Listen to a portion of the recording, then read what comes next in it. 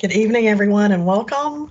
It is 6:30, and I want to thank everyone for joining us for DHEC's virtual public meeting and the Congaree River Sediment Cleanup.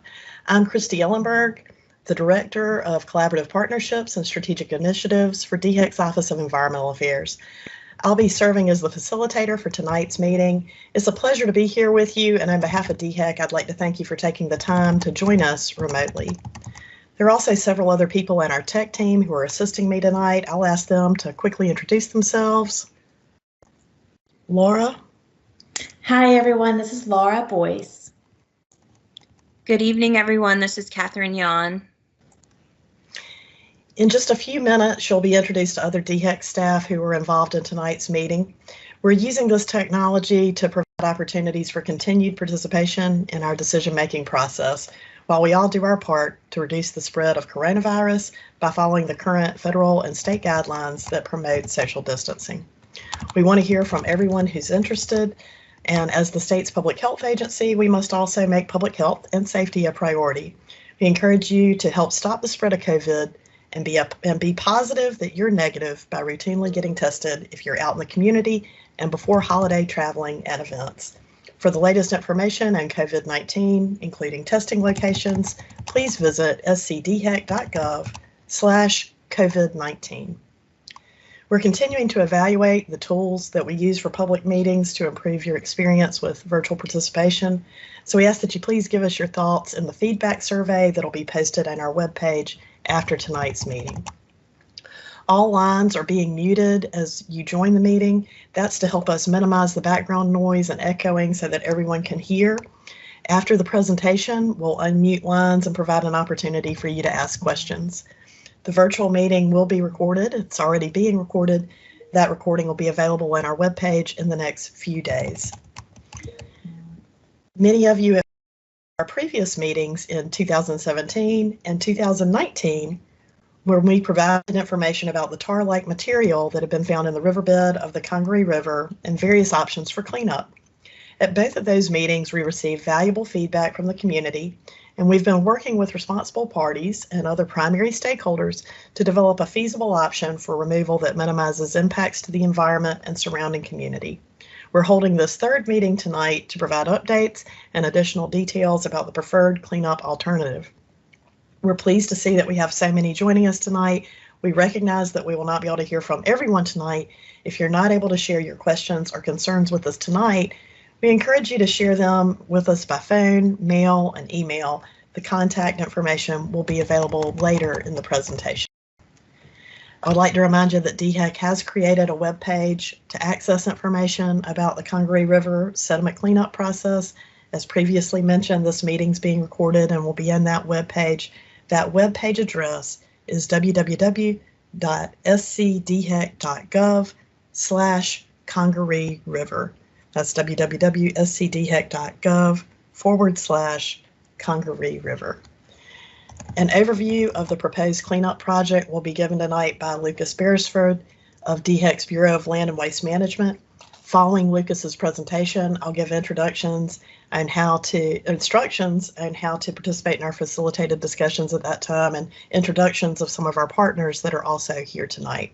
We ask that you hold any questions that you have during the presentation until that question and answer session. Those of you who are joining us online will notice a chat box feature. While we may not be able to respond to questions posted in the chat box, anything typed in the chat box will be included in the record of this public meeting and will be taken under consideration as a public comment. This online platform enables two-way communication, but it also has its own unique challenges. We appreciate your patience and understanding as we work through any technical issues that may arise. With that, we'll move on to our agenda and presentation given by Lucas Beresford. Lucas?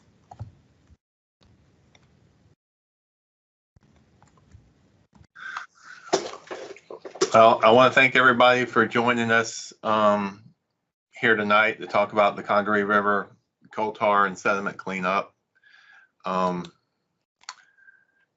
This has been another in a series of meetings we've had to discuss this project, so I'm sure some of y'all have been with us through it all, but I'm going to try to give a brief history, kind of update our progress, since the last meeting in 2019, discussed DHEC's preferred cleanup alternative. And with this meeting, we're going to be starting a public comment period to allow for any questions, comments about the proposed remedy, other remedial options to be made. And we're going to try to answer as many questions as we can tonight and during the public comment period. So with a brief history, in 2010, some tar-like material was found in the river. DHEC responded, collected some samples, began looking for the source of the material, and was able to track it back to a former manufactured gas plant. This material had been out there for some time. The manufactured gas plant was located up behind the museum on UG Street, and it operated from the early 1900s to the 1950s. And these manufactured gas plants were in every major city across the country. It was the way that gas was produced for lighting the city, heat, things of that nature. But a byproduct of this process was it created large amounts of coal tar. And some of this coal tar was, sold and used for other things. It has a very similar consistency to like asphalt, hot asphalt and things of that nature. After the plant shut down in 1950, the city began operating a bus terminal in that location, and it was operated about 2008. Dominion Energy and DHEC entered a contract to assess and clean up the manufactured gas plant in 2002. And a lot of assessment was done up to the point where the city bus terminal was moved to another location, and then Dominion Energy began the removal process in 2009 to about 2012. This kind of shows a historic picture of downtown Columbia. You see the manufactured gas plant was located up in this box, and there was an old stream drainage channel. A lot of downtown Columbia drained through this area, through this channel that went under the Gervais Street Bridge and then out in the Congaree. So when the plant was operating, there was large amounts of this coal tar material went down that stream and out into the river.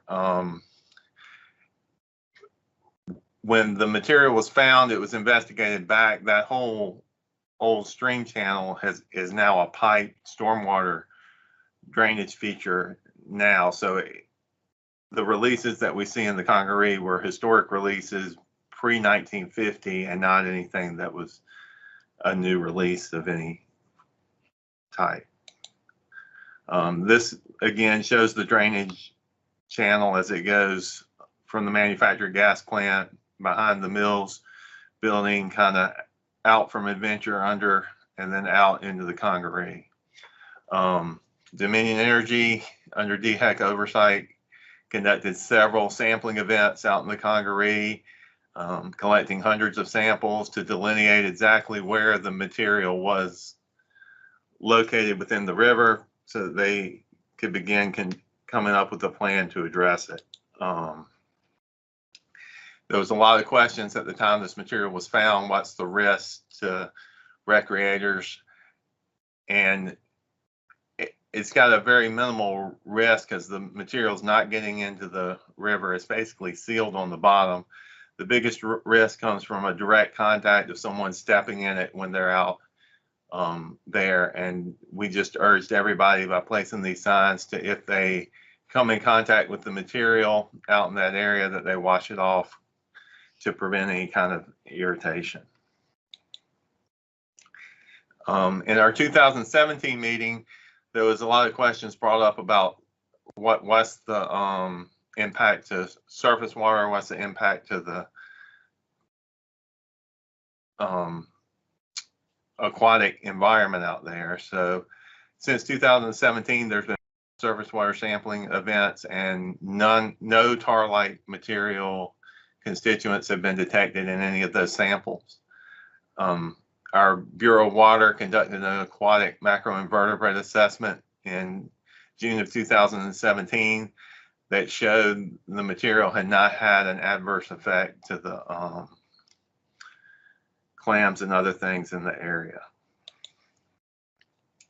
Now with this project, there's a lot of cleanup challenges that have presented themselves. When Sherman came through and burned Columbia, he emptied the Confederate armory into the deep waters of the Congaree in the general vicinity that we're talking about.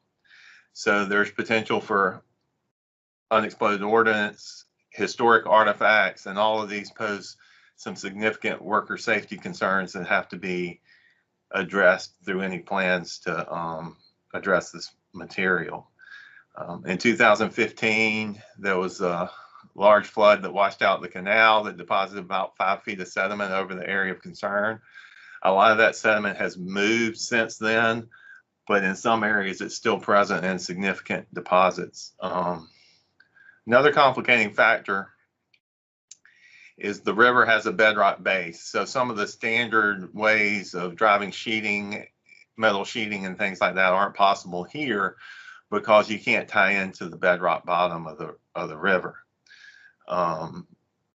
And the river's very dynamic. It moves up and down frequently. Sometimes you go out there and look at it, and this project wouldn't be any problem to remove the material. And then other times you have high water events where it wouldn't be feasible to be in the river. So there's a lot of concerns there. There's also some limited time frames for working in the river due to fish spawning that have to be worked around. So initially, the remedies that were looked at were no action, which is basically doing absolutely nothing. All the materials left in place with no monitoring. And this was done for a baseline for comparison. Second option was simply monitoring with institutional controls, leaving everything in place, putting some access restrictions in place, installing signs and fencing to try to prevent access, and monitoring the sediment conditions and the water quality. The third option was a sediment cap, where a large concrete mats would be placed over the contaminated areas. And then similar institutional controls that were in alternative 2 would be put in place to limit access to the area. And the fourth originally evaluated alternative was removal of impacted sediment with offsite disposal. And this was targeting the whole area where if there was any detection of tar, it would be targeted and removed. And that would be accomplished by building a large rock cofferdam that would allow the material to be removed in the dry. It would allow for safe assessment of any potential artifacts or ordnance that would be come across in the process of removal. And then all of these were weighed on protection of human health and the environment, compliance with state and federal standards, reduction of contaminant mass, volume, and toxicity, short-term and long-term effectiveness, implementability, cost, and then a very key component in these was the public comment, how the public felt about the remedy. These were our standard Superfund evaluation criteria. So when all of these were originally evaluated, and this was back in 2013, removal as the remedy of choice, and that involved constructing a large cofferdam, which is this black outlined area, and conducting the removal in several phases, excuse me, to get rid of the material.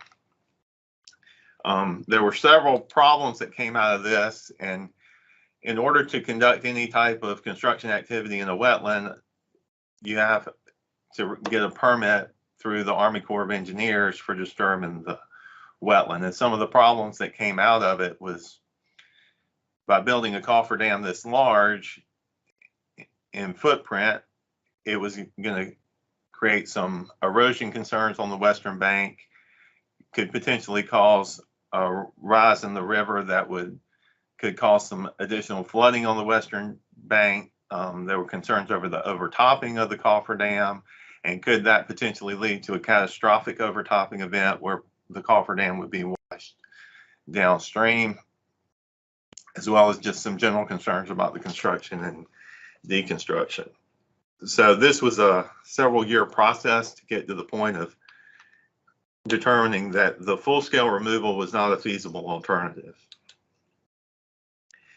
So in 2016, DHEC requested Dominion to evaluate if it would be possible to get a permit for capping through the Army Corps of Engineers, because it would have to go through the same permitting process.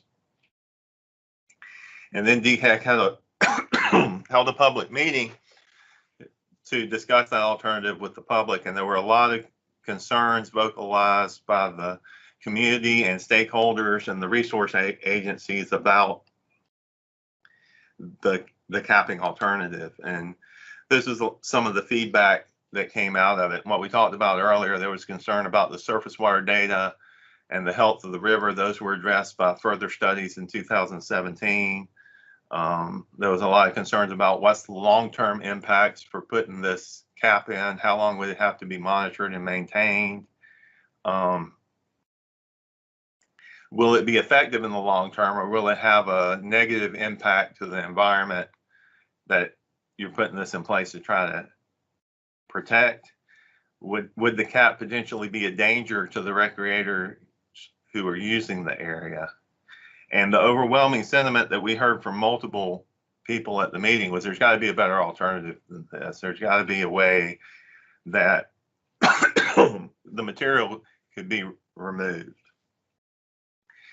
So DHEC came back, took all that feedback that we received,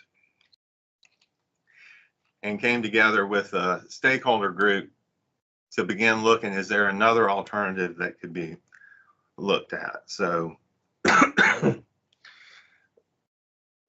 when you hear me talking about stakeholders, we're talking about DHEC, Dominion, the Congaree Riverkeeper, property owners. We've brought in a couple others with the Girl Scouts of America recently. We worked with the City of Columbia and West Columbia and the Governor's Office in an effort to try to come up with the best possible solution we can for addressing this material. So in our last meeting, there was a proposal for a modified removal action. And what that modified removal action entails is similar to a full-scale building a rock cofferdam, but it would target the areas that were most recreated that contained the largest volume of tar. And doing so, it would remove about 70–75% of the tar that is in the river.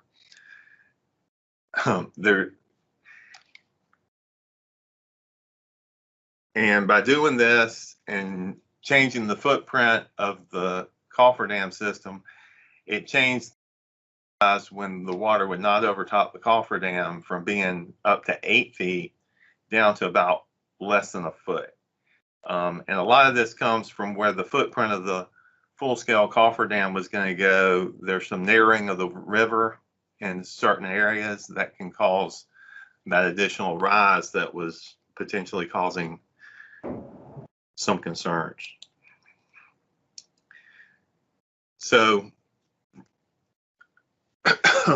for going back to kind of the evaluation stage, we had determined that alternative 4, full-scale removal, was not a possibility. So putting alternative 4A, targeted removal of areas with tar-like material, would be removed.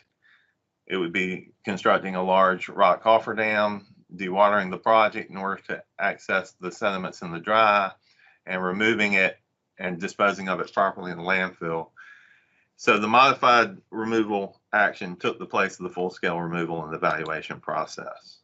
So this gives you kind of the picture. The blue line around here was the original footprint of the full-scale removal. The circled areas show the areas that would be targeted in the modified removal action. So the colored areas show the depth of tar, the thickness of tar that's present. So by hitting these two targeted areas, the majority of the volume of tar gets removed from the river. One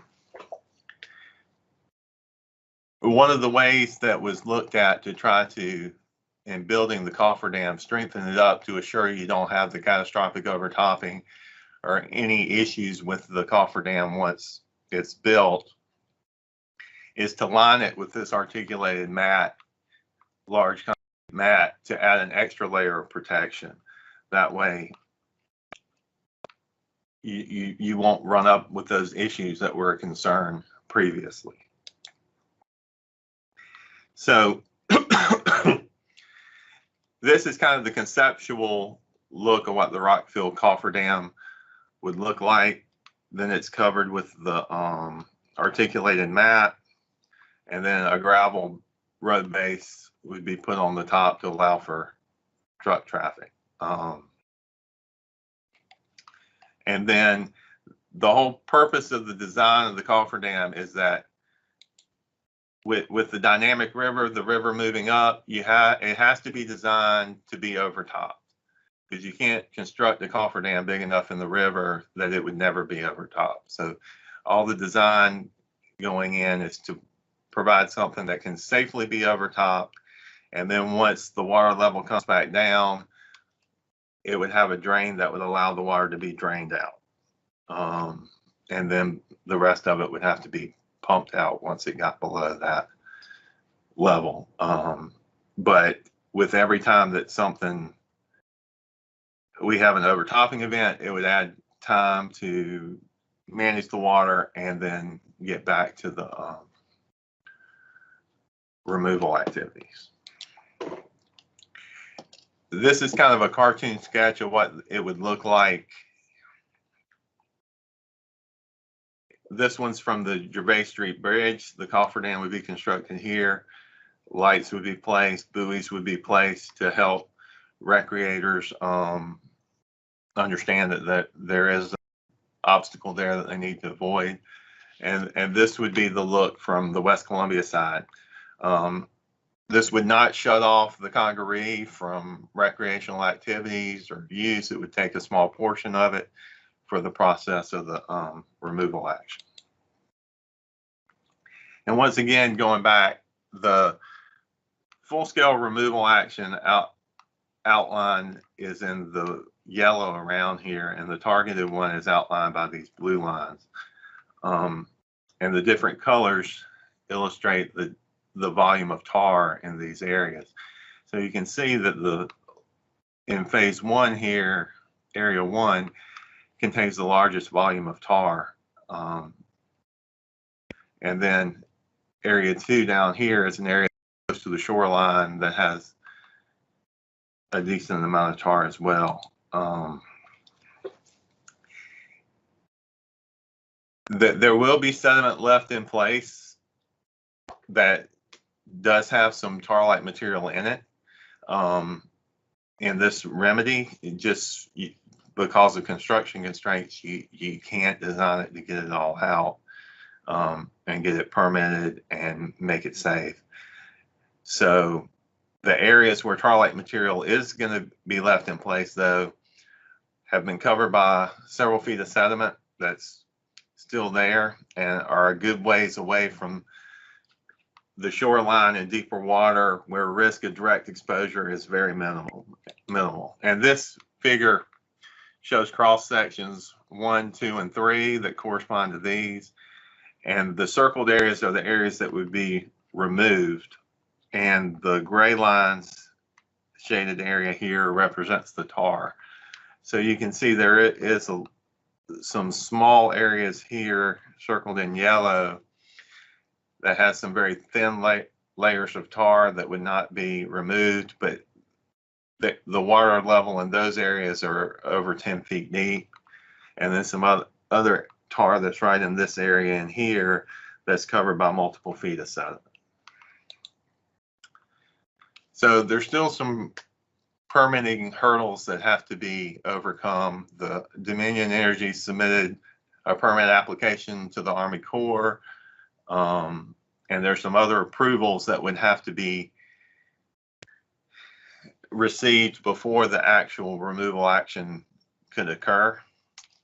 And this could take an extended period of time to get these permits in place. But what we're here tonight to basically propose is alternative 4A, the targeted removal of the tar-like material and contamination from the Congaree, as DHEC's preferred alternative moving forward. Of the other alternatives that we had looked at, the only other one that is still a viable option is the sediment capping and monitoring alternative. And when we had the previous public meeting and talked about that one, it was met with a large vocal group who did not like that alternative as a final alternative for the site. The preference seemed to be to go out and target a removal in some form or fashion. So with this meeting, we're opening up a public comment period. All of our records are online pertaining to this site and can be looked at through our website.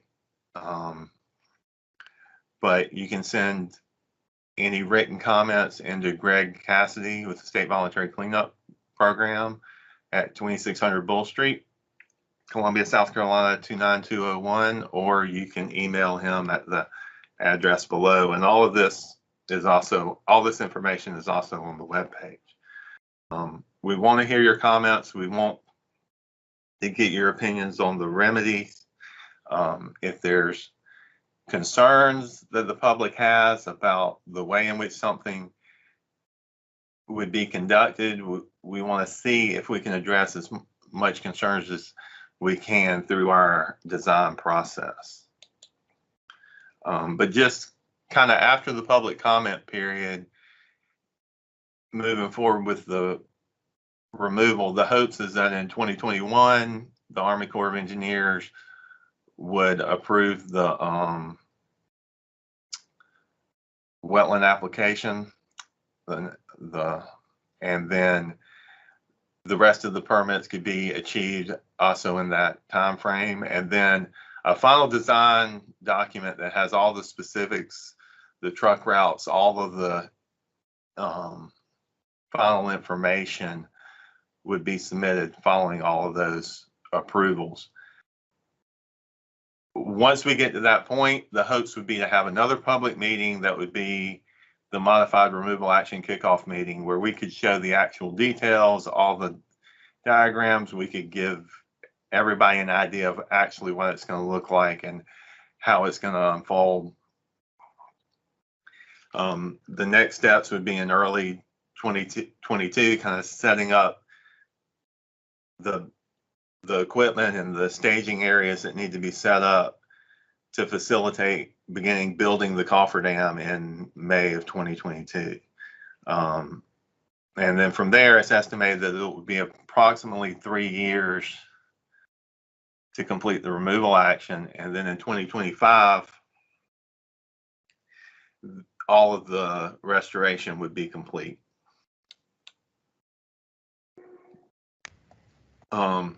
So at this time, that completes our presentation, and we'd like to open it up for y'all to ask your questions. We have a whole team of people from both DHEC, Dominion Energy, and the Congaree River Keep here to try to answer any questions that you have. Yeah, and Lucas, thank you for that presentation. Maybe I can jump in here to give a little bit of instruction of how we can make the facilitated discussion part of this meeting go forward. So first of all, as part of the registration for tonight's meeting, many of you submitted questions about the cleanup project. We hope we were able to address many of those questions in the information Lucas just provided in that presentation, but we also want to provide an opportunity for you to ask additional or follow-up questions in our facilitated discussion. So to assist in answering those questions, as Lucas just noted, we've got several of our partners who were mentioned in that presentation that have joined us tonight. I'll ask them to introduce themselves, starting with from the Congaree Riverkeeper. Bill, would you like to unmute and introduce yourself briefly? Yeah, my name is Bill Stangler. I'm your Congaree Riverkeeper. So I run a local nonprofit that works to protect the three rivers here in the Midlands. And we've been engaged on this coal tar issue pretty much since the day that it was found, in the river 10 years ago, and have been a stakeholder at the table working to develop this modified removal action and move us towards a cleanup. Thanks, Bill. We also have two representatives from Dominion Energy here tonight, Tom Effinger and Rusty Contrell. Tom, would you like to unmute yourself? Sure, yeah, I think I've done it. Can you hear me all right? Yeah, we hear you. Yeah, so I'm a director in environmental services with Dominion Energy. We've been committed to this project. Actually, SCE&G was committed to do this project in whatever manner DHEC directs us as the preferred remedy. We've been at this a while. We've had several alternatives that have been, started and looked at and run through permits, and Lucas has mentioned those. So we're committed to see this thing through and make sure it gets done in the preferred manner. So, Rusty? Yeah. Hi, my name's Rusty Contrell. I'm a consultant that has been working with Dominion on this project since the beginning. We have a team of consultants actually that help support the work that we're doing. Apex companies, environmental consulting. We have WSP engineering that has done a lot of the engineering design work associated with the cofferdam and a lot of the hydraulic analysis. And we also have experts that we're dealing with to deal with the unexploded ordnance in the river. Thank you, Rusty. Sure. We also have some other DHEC staff that are part of this meeting. One that you may hear from tonight is Ken Taylor, who's been closely connected with this throughout. Ken, would you like to introduce yourself? Sure. Thank you, Christy. My name's Ken Taylor, and I work with Lucas and his team in our Superfund voluntary cleanup project program at DHEC. Been working on this site like everyone else last decade or so, plus when you include UG Street. And we're looking forward to hopefully moving this forward and getting to a completion. Thanks, Ken. I see we have some questions that are already in the chat. We're going to get to those shortly. As we move into this discussion portion, there are some guidelines that can help us tonight. First, we just want to ask that everybody be respectful. We've adapted from being able to be in a room together to be able to gather virtually, and so we appreciate everybody working with us to help us have the most productive meeting. Secondly, we want to ask that you please limit your questions to one or two when you're called on. As previously stated, we have a really large crowd tonight. We want to hear from as many of you as we can, but recognize we may not be able to hear from everyone during this meeting. So there are going to be additional ways to continue sharing information beyond tonight. Third, please do not interrupt when there's a speaker or someone else is asking for a response. And kind of related to that, it's helpful to turn off your microphone and camera while others are speaking. If we experience background noise, our tech team may mute your line. If a participant's video becomes distracting, we may have to try to reach out to you to solve that, or in a worst case scenario, have to remove a participant from the meeting. So kind of the guide for tonight is, indicate that you'd like to ask a question by using the hand raise feature that's on your screen, or you can use *6 to unmute your phone. Our tech team will be generating a list of raised hands and unmuted lines. When it's your turn to speak, I'll be calling on you by name or the last 4 digits of your phone number. We ask that you please wait until you're called upon to begin speaking. Our tech team may remute your line once we've noted that you'd like to ask a question again so that we can help everyone be able to hear. So I believe we do have some people who have already shared some questions. We'll start with those who are in the chat. And again, if you want to raise your hand or use *6 to unmute your line to indicate that you'd like to speak, we'll be trying to track that as well. And forgive my dogs who are also trying to speak in the background of the call. So we did have a question in the chat, Lucas, to begin with from Paul Gaffney that said, we've not described how the waste sediment will be removed once it's ashore. Is that something you can start us off with tonight?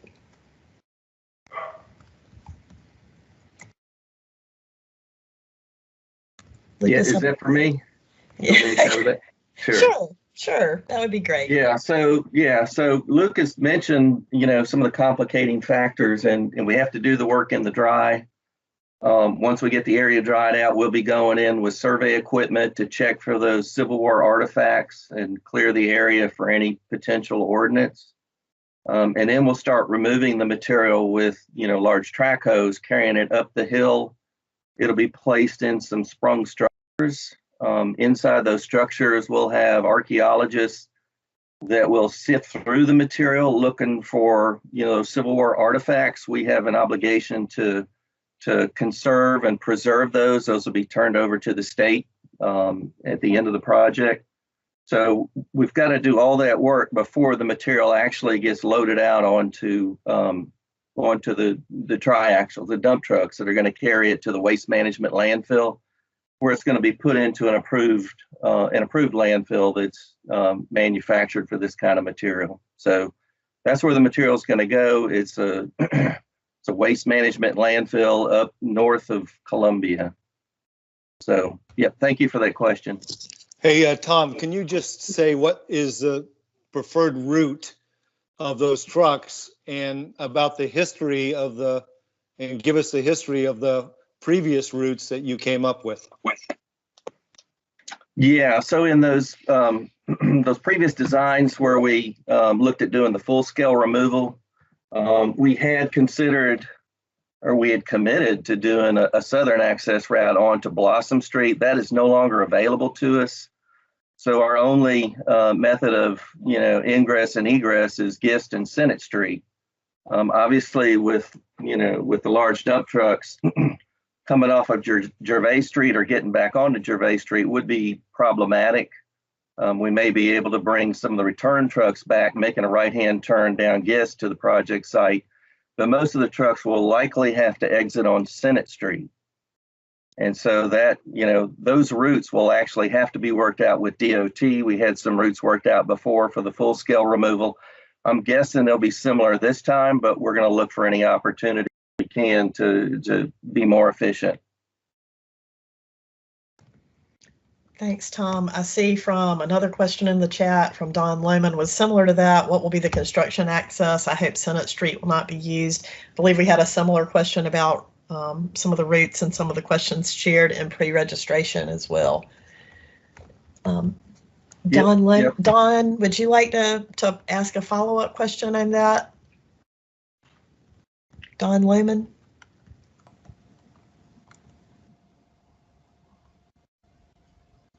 I don't see Don unmuting, so we may keep going forward. I do see we had Charlie Ledeker that indicated, Charlie, you wanted to ask a question? Yes, I'm a City Club resident like Paul, and I had a lot of questions about the Blossom Street route. And is it now officially a dead route? There's no longer any negotiation with the landowner, so that's not just unavailable now, but completely off the table? Okay, I think I understood your question, but that's correct. The southern part of that property that we were looking at leasing before is not available to us. We did pursue that, but that's just not available at this time. So we're going to have to do our best using Gist and Senate Street. We do have a commitment to make sure that that the roads can handle the traffic. We'll be working with DOT on that. We'll have to repair anything that is damaged. We'll have flagmen follow all, proper safety protocol out there.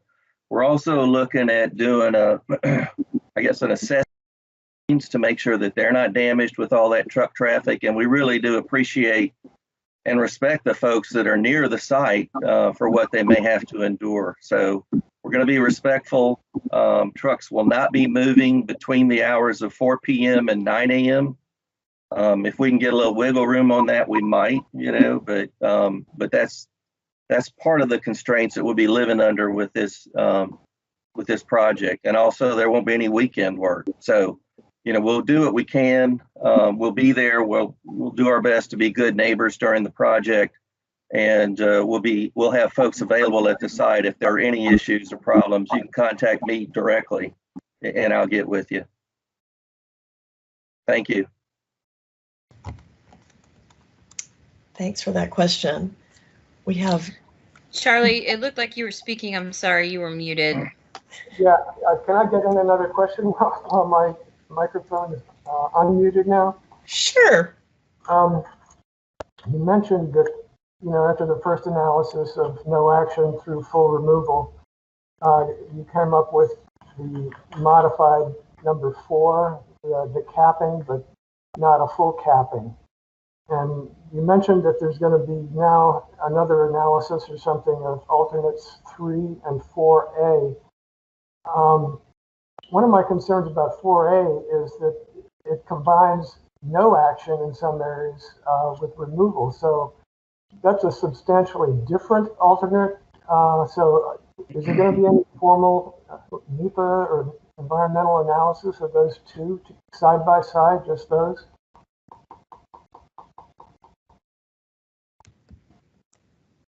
Lucas, do you want to start with that?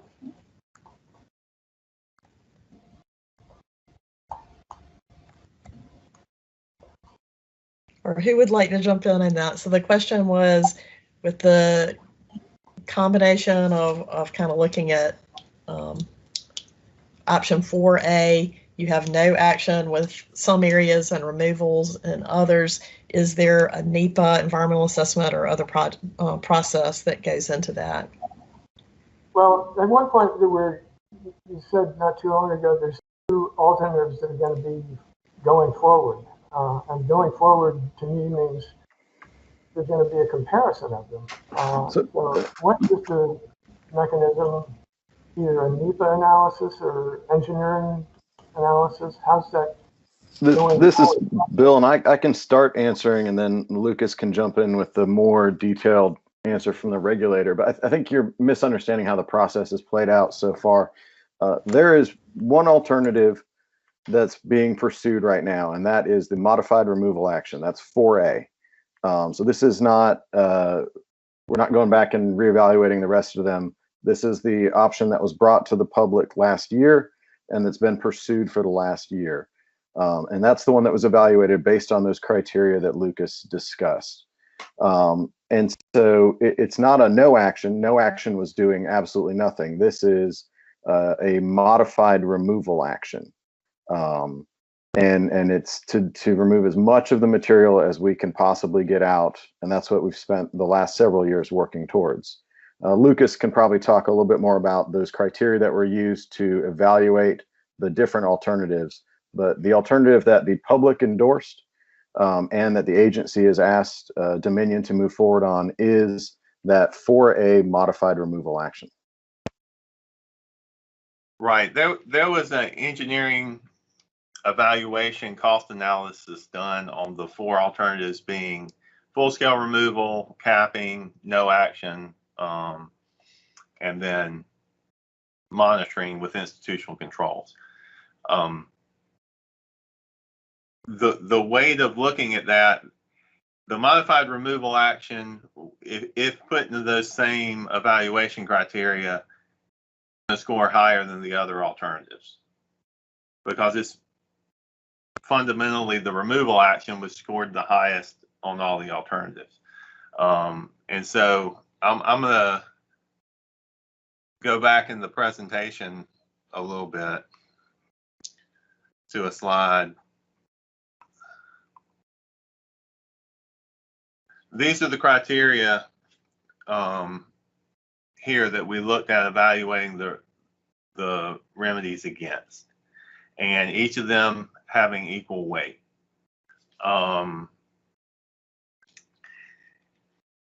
When we take the public comment one out and we just look at these alternatives, the removal action alternative would score higher based on those criteria.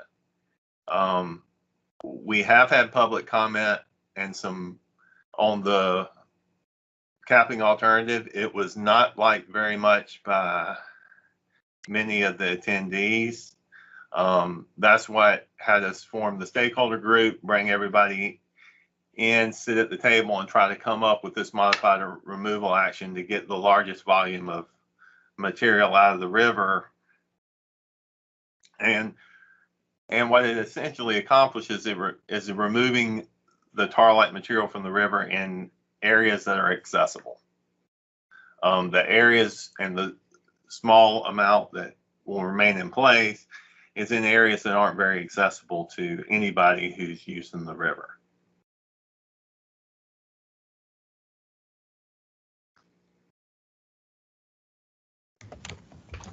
Thanks, Lucas.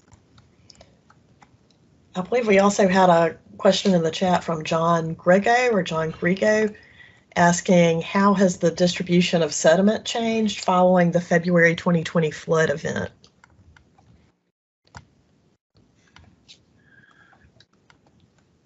Who wants to start with that one? I can try starting that one, Lucas. And Bill, you may know even better because you're in the river a lot more than we are. But when the canal broke, it led a large slug of sediment that went down in front of where the old discharge from the old hydro dam was and hydro plant. There's no longer water going through the hydro plant, so you don't have the water moving that way. What's happened is the small creek that goes under Gervais Street and comes out in the Congaree has basically started eroding the sediment that came down from the canal along the riverbank. There's still probably a fair good slug of sediments out riverward from the Columbia side of the Congaree below Gervais Street Bridge, but the dynamics have changed because of the way the canal is no longer discharging out through the hydro plant. So there is movement of the sediment. Every time we have a flood, you're going to remobilize stuff. But I think, and Bill, step in if I'm misstating it, but I think we've seen a fair amount of that initial sediment load has been eroded back out right along the bank on the Columbia side, but not maybe so much out above where that little tributary comes. Clearly not out in front of where the hydro dam was, the hydro plant. Yeah, Ken, I think that's a pretty good summary. We saw a lot of change in sedimentation after 2016. A lot of that sediment came out of the canal and the breach, and then we saw it start to erode again. The 2020 February flood, I haven't seen anything significant as far as changes in that sedimentation. It seems to just be kind of working along that same trend that we saw post 2016, where the deposited sediment is slowly eroding, especially around that channel that's formed where the creek comes out and along the stream bank or along the river bank. And maybe the Dominion folks have a little more data to add to that, but from what I've seen on the ground, there hasn't been a significant change post February 2020. And I know Tom's about to jump in, but we did ask Dominion, I think pretty much right after the 15 flood, to start doing some routine measurements of the sediment to see how that is moving over time. Yeah, that's exactly right. Once we embarked on this modified removal action, we had to go out and do a complete, highly technical survey of what the contours in the river were, just to account for what the flood in 2015 had done. We have been monitoring that over time. We have seen it, erode, like Ken and Bill said, in certain areas where you get that high flow. I don't know that we've done any more surveys after the February flood, but there's been there's been quite a lot of flood activity this year. This actually would have been a very poor year to be in the river. We've had so many events this year. As we look back at it, it really would have slowed down our construction, which is an important point because, you know, for us to plan how long this is going to be really depends upon what the river does. And so anytime we get flooded, the cofferdam will be over top. That's not anything to be alarmed about. But then we've got to wait for the river to subside, you know, get the water out of the containment, and then reestablish the working platform. So, Rusty, do you have anything to add to that?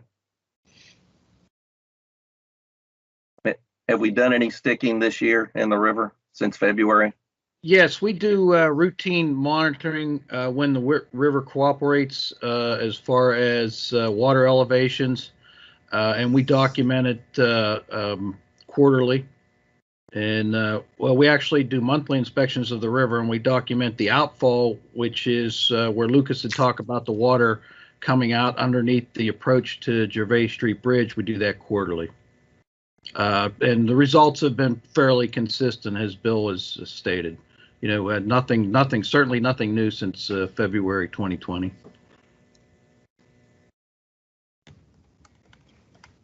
All right, we do still have several questions in the chat and a hand that went up for a moment, so we're going to go to those, starting with Carolyn Miskey and then Ryan Lane. I do want to remind everybody we want to make this meeting very accessible for everyone, including those who have joined by phone.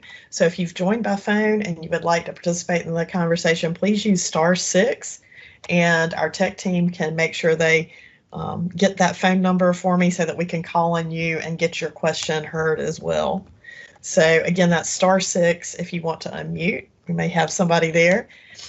And as we figure out those who want to speak by phone, let's start with that question from the chat. Carolyn Miskey, what impact will the dam and tar cleanup have downriver, and are you still planning to use Martin Marietta rock?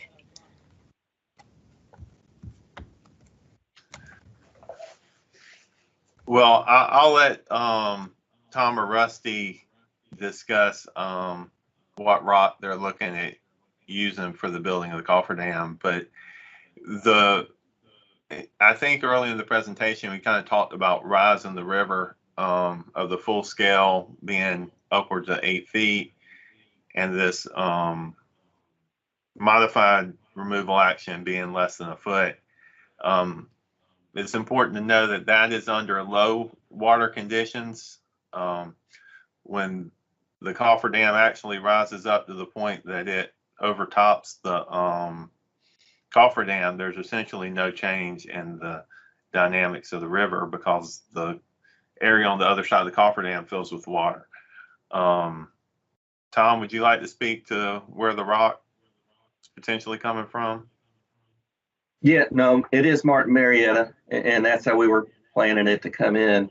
With regards to the river rise, that was a key element in not being able to do the full scale removal.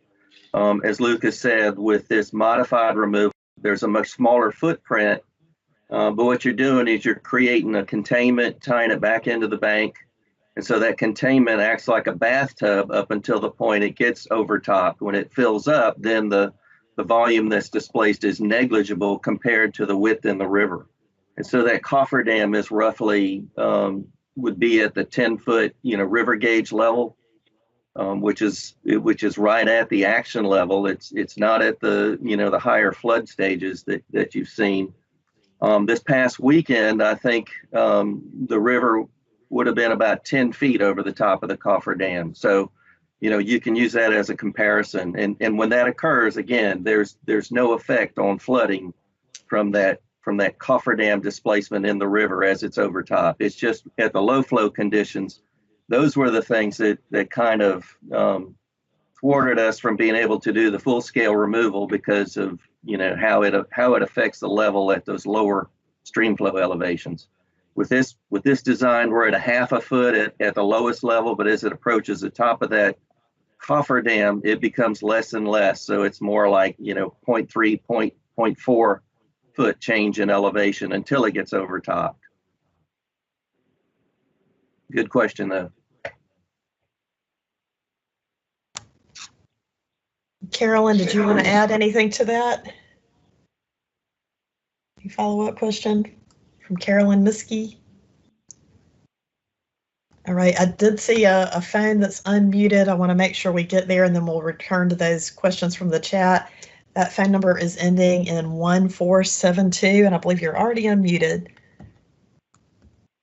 Yes, I am Rebecca McMillan, and like others who have spoken tonight, I am with City Club, the community that we believe will be most impacted by the action in getting this tar out of the river or covered up.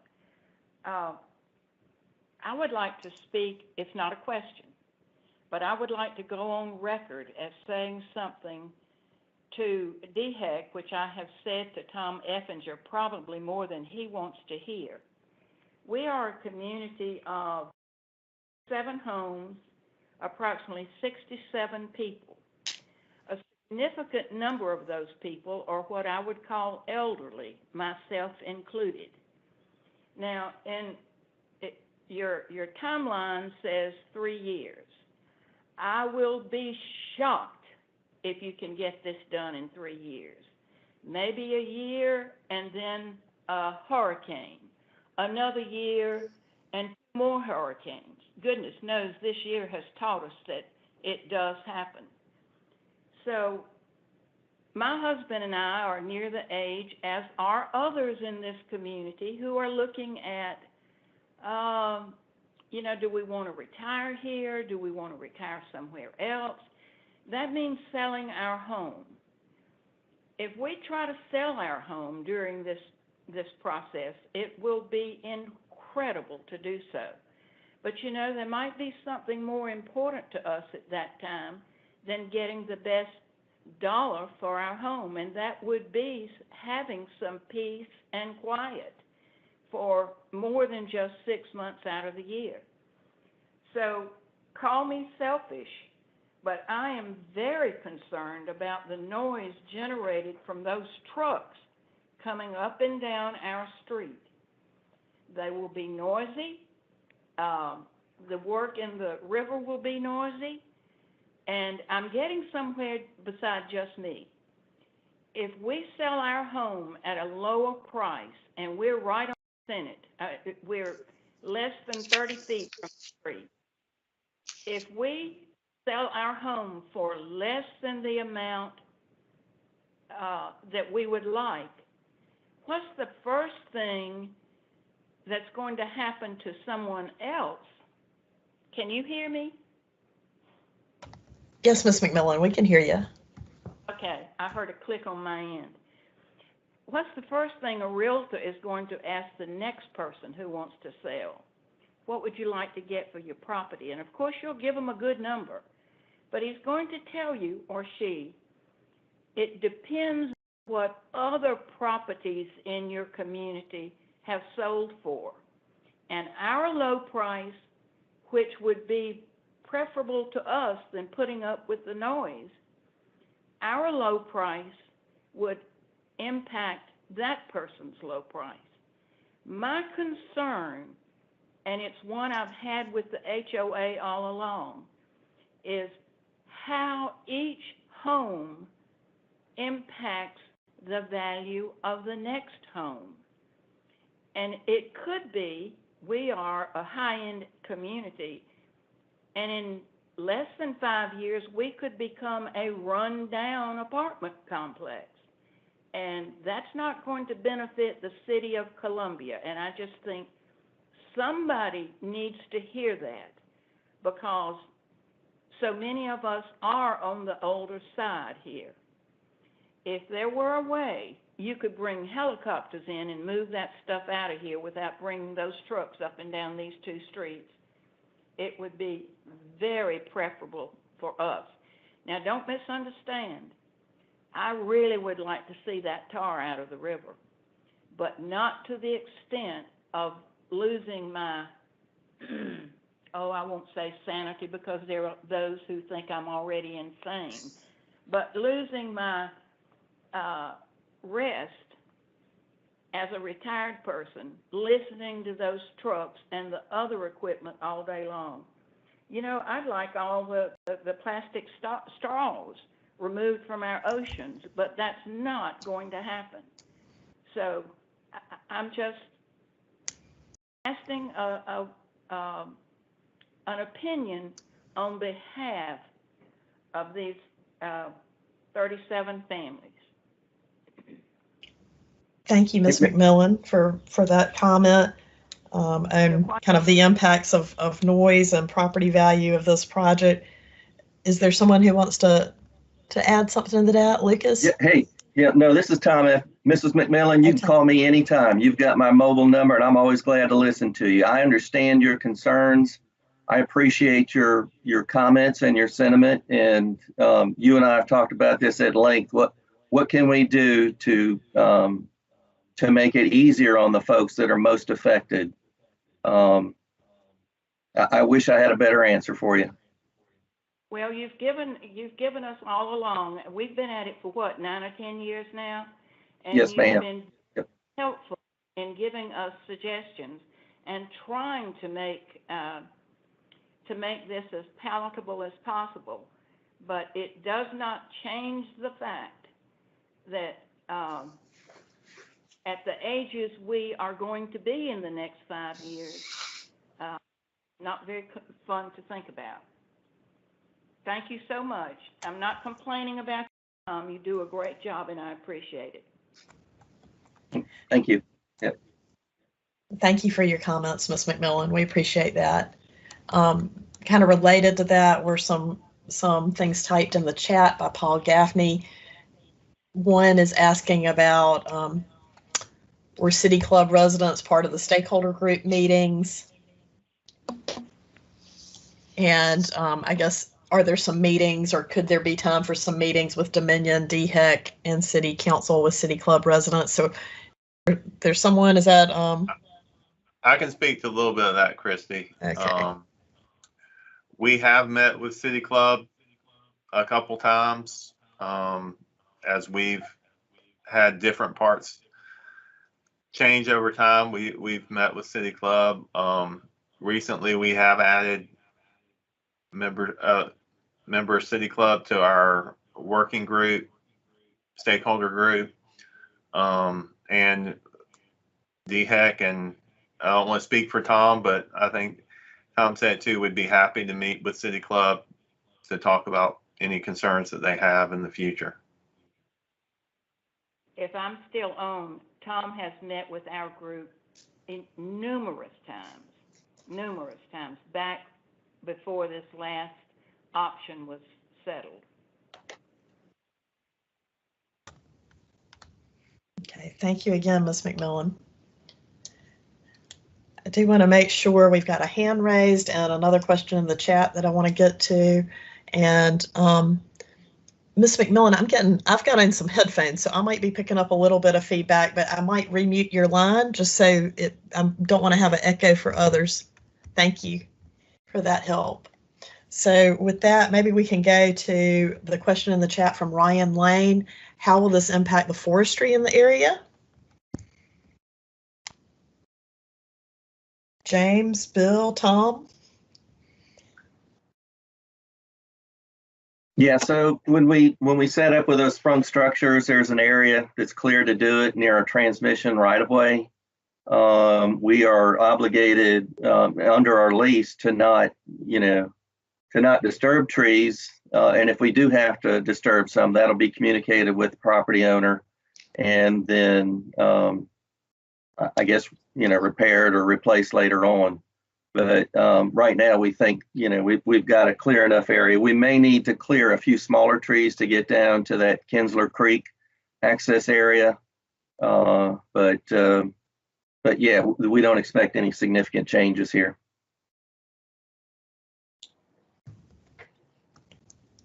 Any other impacts to forestry to comment on?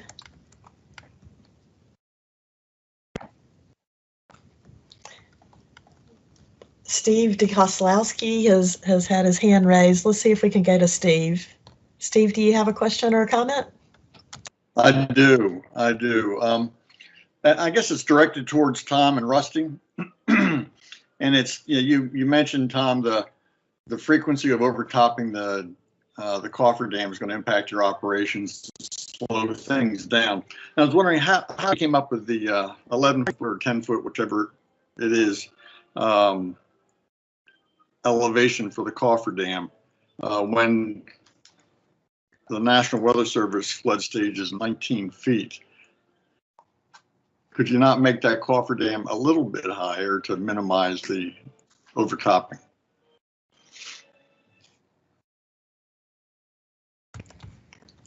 So Lucas, maybe if we go back to that slide that had the schematics of a cofferdam, that might be a helpful reference here.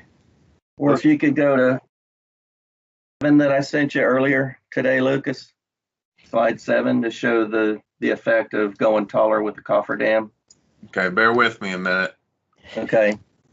So, that's actually a very good question, Steve. We, because it's a rock cofferdam, you can't drive sheet pile. So, the taller you go, the wider the base is. So it obstructs a lot of the area. And then it also, it causes more of that displacement of water that was a concern by the Corps of Engineers. So you have to kind of balance, that one with the other. What can we get permitted? What's not going to be overtopped? In order for it to not be overtopped, it would actually have to be, more than 19 feet tall. It would be more on the order of what is it, Rusty, about 30 feet tall? Another 20 feet on top of that 10. All right, there you go. So there's the slide. Yeah. At least 30 feet higher than what we're proposing. Yeah. And that would only cover the 100-year flood elevation. And the top of the cofferdam would be just below the bottom of the Gervais Street Bridge. So that gives you a good feel for how much the water can increase down there. If you look at the orange line just above the top of the biggest cofferdam that is shown on that figure, and Lucas, can you enlarge this any to show the scale to the left? The 145 was. I like the scale. I'm sorry. I see the scale. Okay. Well, the 145 to the left was the approximate crest of the October 2015 flood elevation.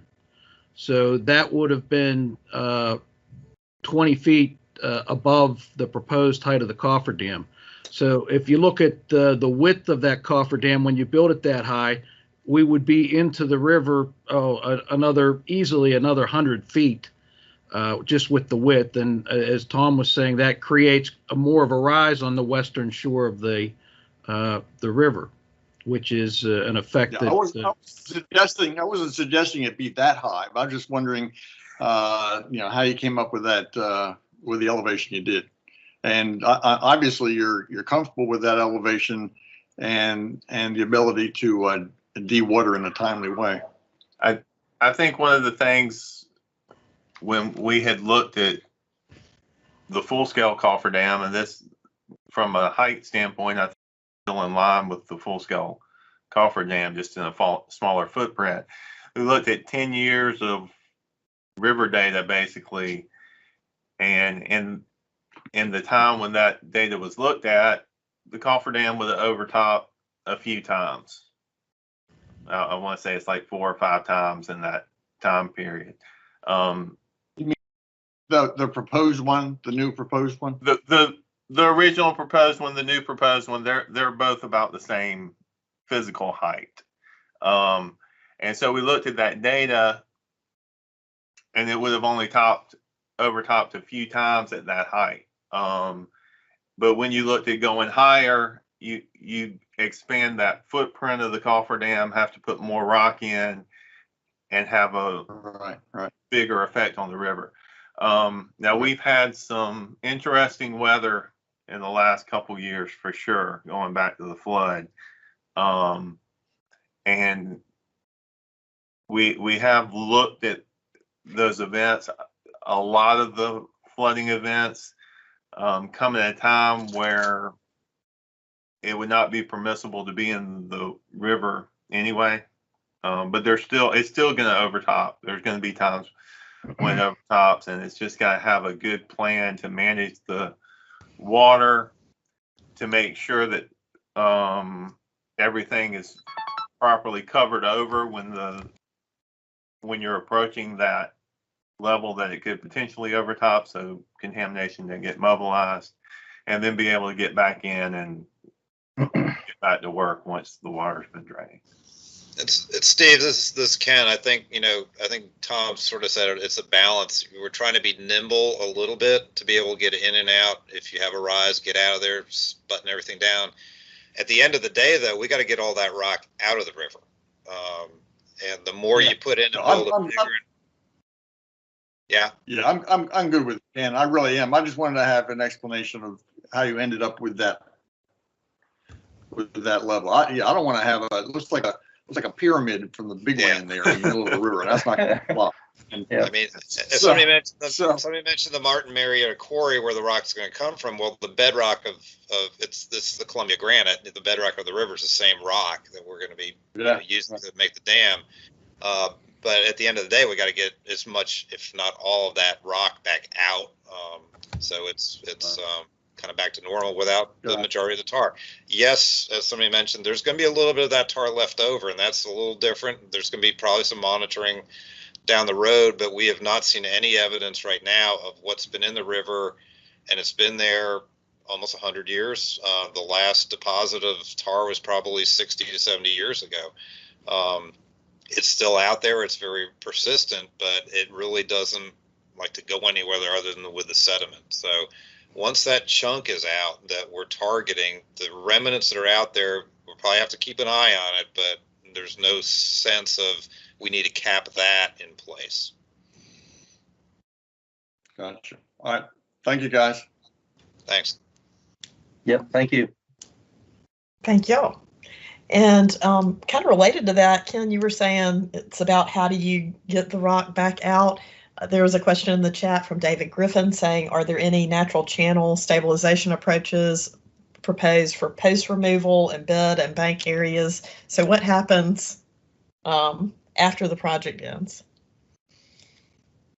I'll let Russ or Tom talk to that, but just try to get back to where it is now as natural as possible. Let the river take over. Yeah, we will have to do some bank, restoration, stabilization, some of that work, especially down at Kinsler Creek. And we'll do that in a way that matches, what the resource agencies want us to do. That's another one of those, approval hurdles that Lucas was talking about that we'll need to get resolved as we, finalize the design on this project.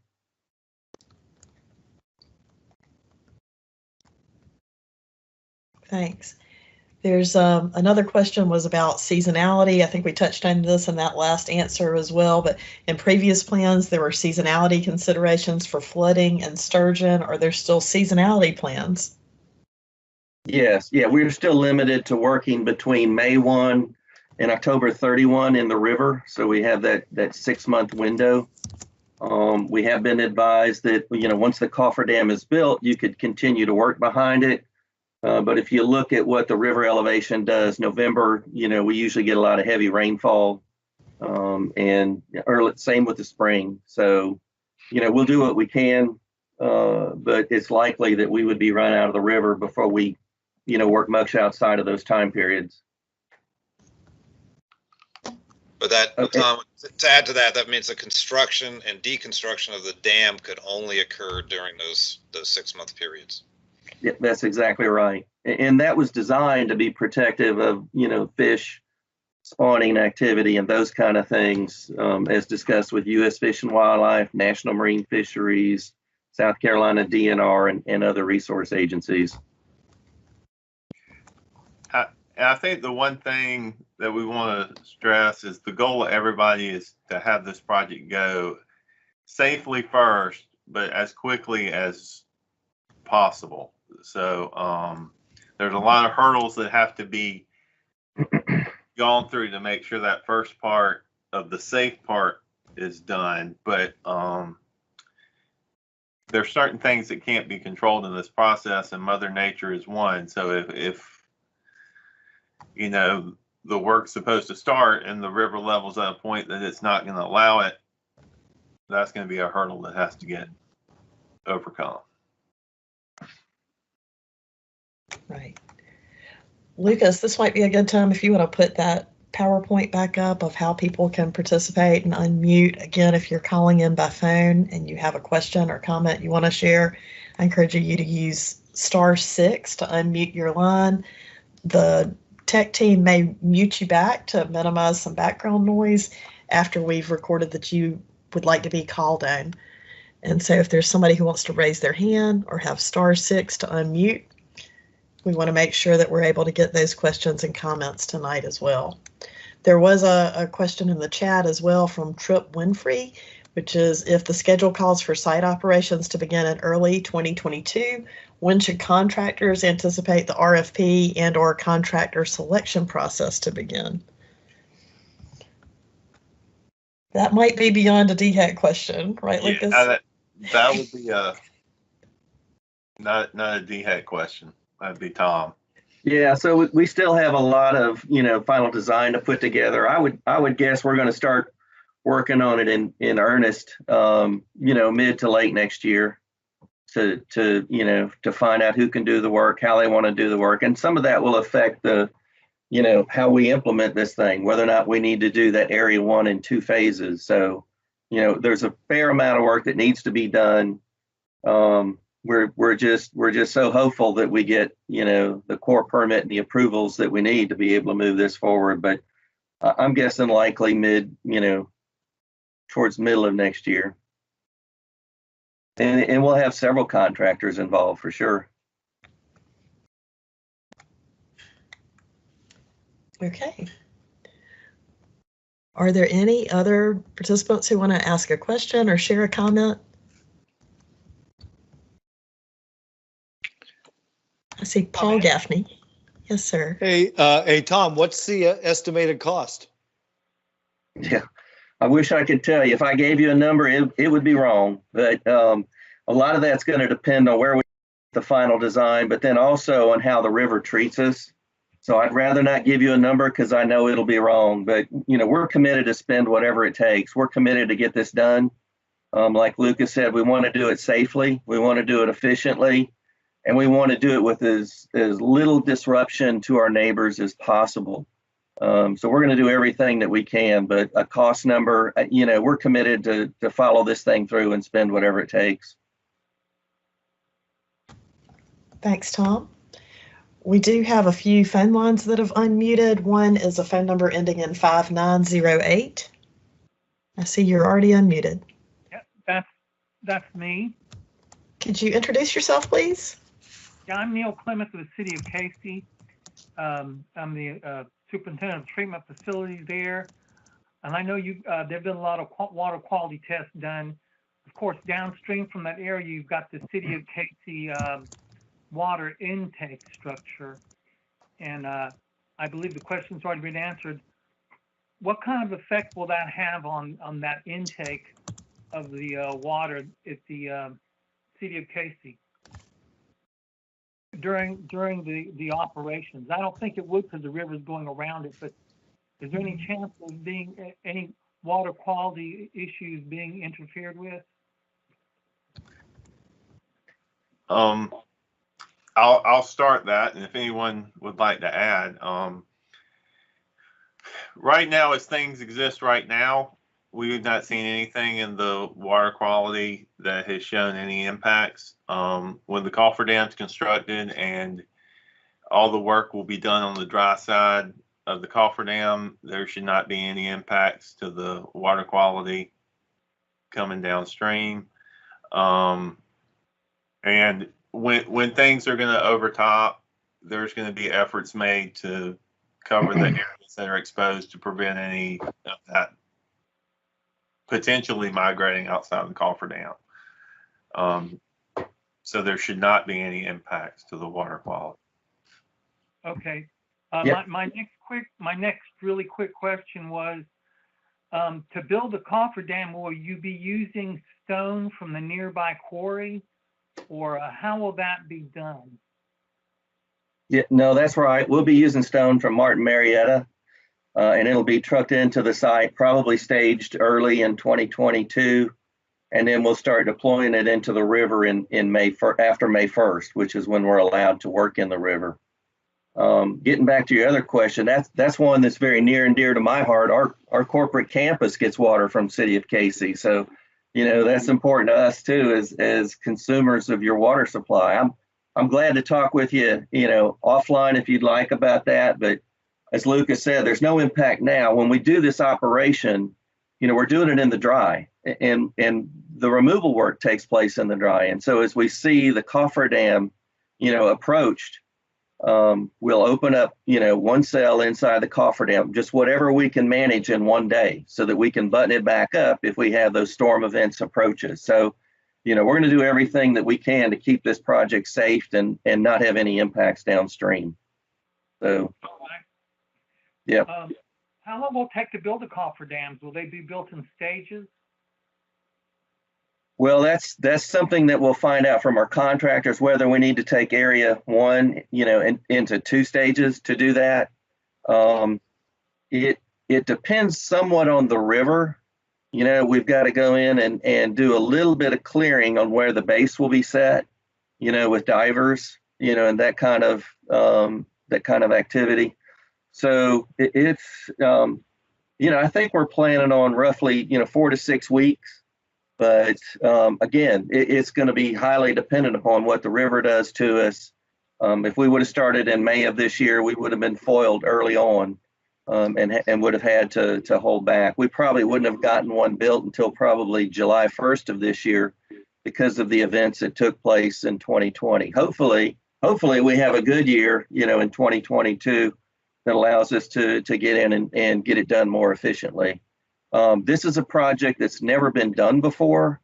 We're working with a design from world-class, geotechnical engineers.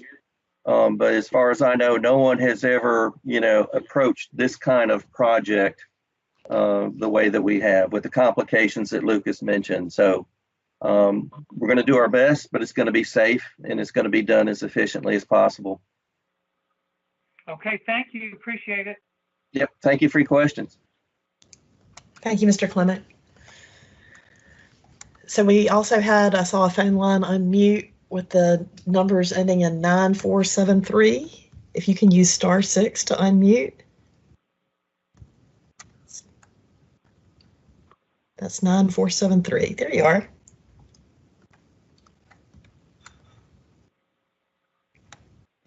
Can you hear me? Yeah, we've got you. Okay. This is Justin McGrady. I'm the SU River guide. I run full-time charters on that river particularly. And I guess my question was, and I'd put it in through the webpage, but wanted to make sure I heard it. The river flows, I know, are always controlled, rain flow coming through the dam and things like that.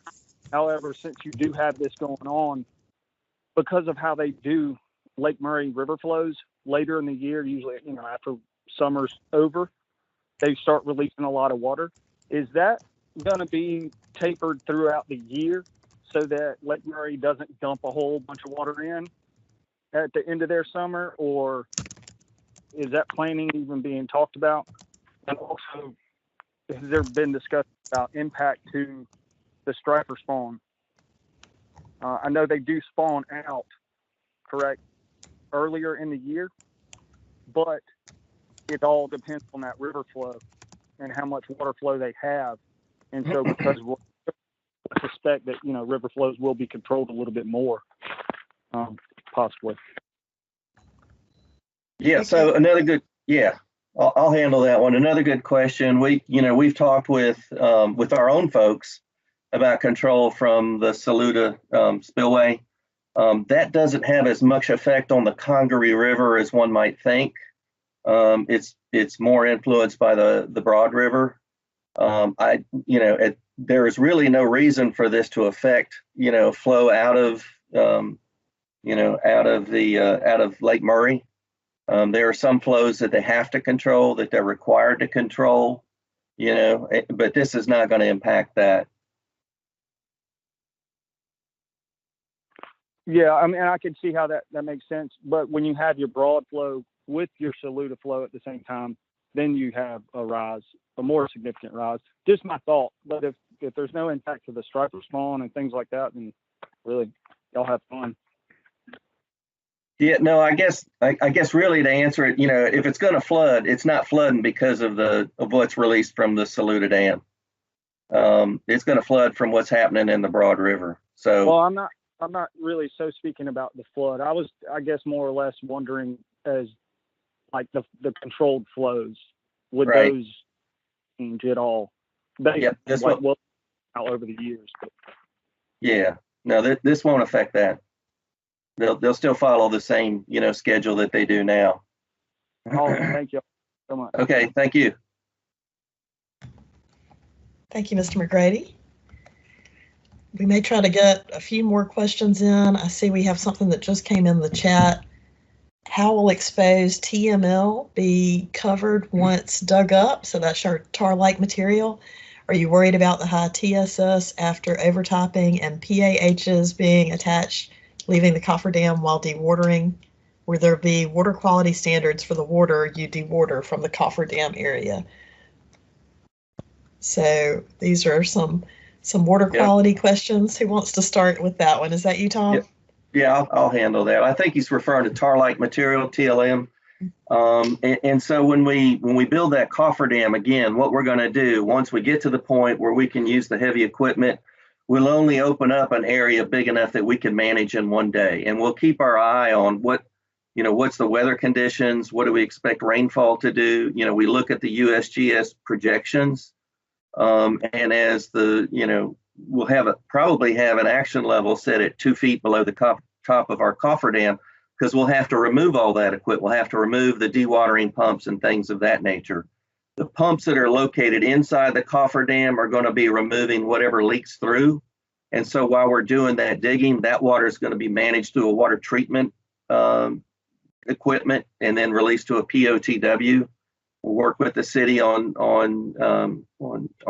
setting up that access. But that's how that will be managed. And then when we see the river getting close, of course, we'll pull all the equipment out.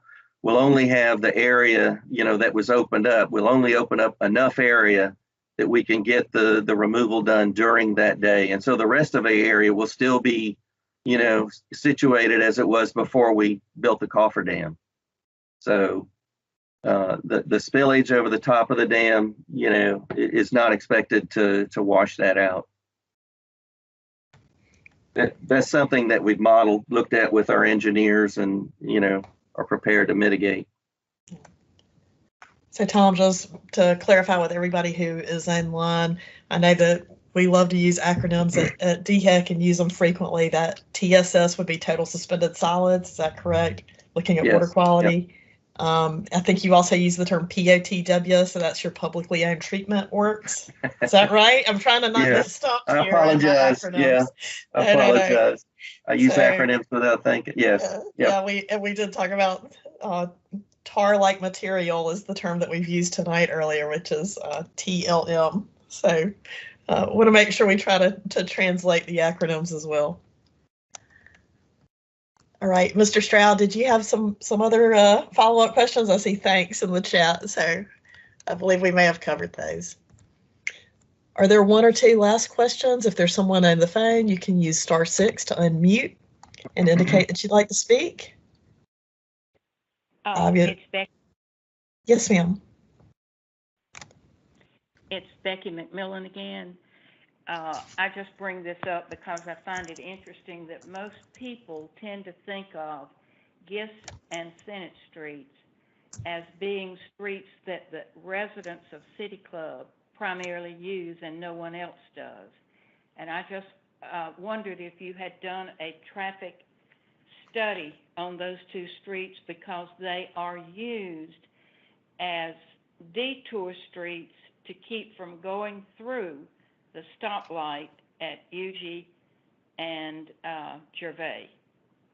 All day long, traffic comes through here. Utility trucks, people, and of course taking Girl Scouts in and out over there. It's not just for these residents. Just FYI. So Lucas, have there been some traffic studies or Tom? Yeah, no, we will have to do a traffic study. We did one before for the larger removal. We'll have to do one again and negotiate with DOT those routes. And we will take every precaution using flagmen, to keep things safe. We do want to make sure that residents, as well as the Girl Scout building, other businesses that are in that area, are not, severely negatively impacted. We understand, I think. Yep. Yeah. Thank you, Ms. McMillan. Thank you. So I know we've had some really great questions tonight, really good conversation tonight. Lucas, this might be a good time to go back to that slide of how to provide comments. The public comment period, again, is going to be open through January 15th, 2021.